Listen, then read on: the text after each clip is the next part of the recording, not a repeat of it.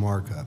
This bill is a targeted relief effort designed to allow additional well-managed financial institutions to qualify for an 18-month exam cycle. The longer exam cycle permits community banks to be able to focus their time and resources on the surrounding community rather than on the exam process. As it stands now, community banks are facing an ever-increasing regulatory burden that they can no longer shoulder. This growing burden banks forcing consolidation or failure and stifling the creation of new banks in areas that need access to credit. The Small Bank Exam Cycle Reform Act amends the Federal Deposit Insurance Act to raise the qualifying asset threshold from $500 million to $1 billion. This would allow an additional 676 banks across the U.S. to qualify for a longer exam cycle. To be clear, this relief measure is only for well-managed community banks, the types of banks that did not cause the financial crisis, but are now struggling to deal with the regulatory blowback. The banking regulators also support an increase in the qualifying asset threshold. In February, the Office of the Comptroller of the Currency sent draft legislative ideas for regulatory relief to the House Financial Services Committee, including a proposal that is the basis for H.R. 1553. It was also applauded by the FDIC and the OCC during the committee hearings earlier this spring. Not only will this legislation provide relief for community banks, but it will also allow bank examiners to focus their resources working with banks that actually need additional attention.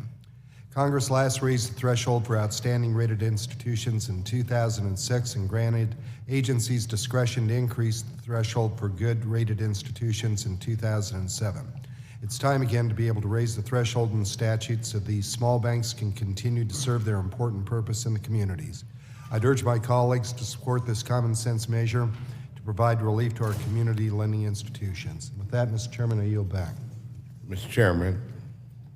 Mr. Chairman. Gentleman yields back. Who seeks recognition? For what purpose does the gentleman from Missouri seek recognition? Chairman, I move to strike the last word. Gentleman's recognized, almost recognized for 5 minutes. I want to alert members that there is a vote on the floor. I perceive this to be a fairly non-controversial piece of legislation. If so, I would urge members to be brief in their comments. The gentleman is recognized for 5 minutes, but we hope he doesn't take it. Mr. Chairman, you know I won't take the full 5 minutes. And let me thank you and thank Ranking Member Waters for your leadership in this area.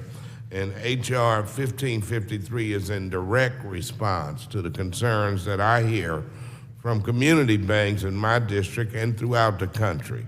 Time and again, the top concerns for the community bankers that I engage with concerns examinations, particularly the frequency of exams for community banks that are well managed.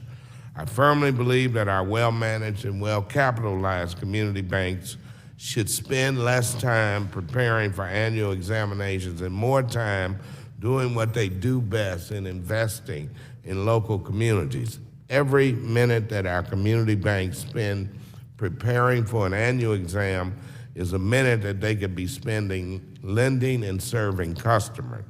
H.R. 1553 provides for a more productive allocation of bank rent resources for well-managed institutions, and it addresses any potential safety and soundness concerns by limiting eligibility to community banks that are already well-managed and well-capitalized.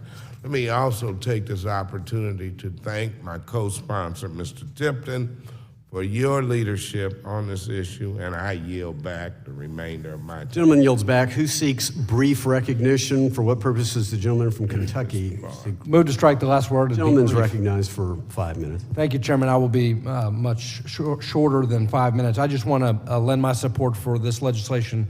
Thank the gentleman from Colorado and the gentleman from Missouri for their leadership on this. As I stated already for the record already today during this markup, a lot of the community financial institutions in our constituencies have expressed concern about the complexity, the compliance costs associated with these exams, so that for well-managed, fiscally sound community banks, these constant exams are unnecessary, they are costly, so I applaud the work of the gentleman, the bipartisan work of the gentleman to make these examinations less routine, less regular, and a little bit more time in between the exams, again, for well-managed, fiscally sound community banks. And I would just say it's not just for relief for the community banks and their management. What this is about is providing a little flexibility for these institutions so that they can properly serve their customers, because what we are finding is that because of the additional compliance costs with these constant exams,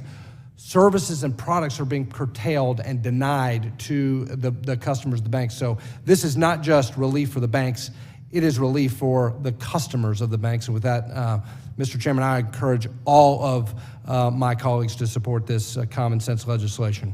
Yield back. Gentleman yields back. For what purpose does the gentleman from Missouri seek recognition? Just 2 quick points, Mr. Chairman. Number one, or I strike last word, excuse me. Number one, to make the quick point with regards to this measure here, there's a lot of states that already do this. This is not something that's new. All we're doing is authorizing the FDIC and the FDIC to do this.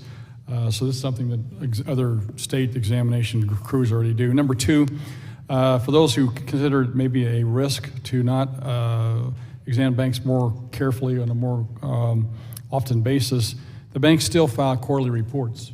And with those quarterly reports, any sort of change in the way that the bank is being operated or the change in the condition of the bank would immediately be seen by the report itself.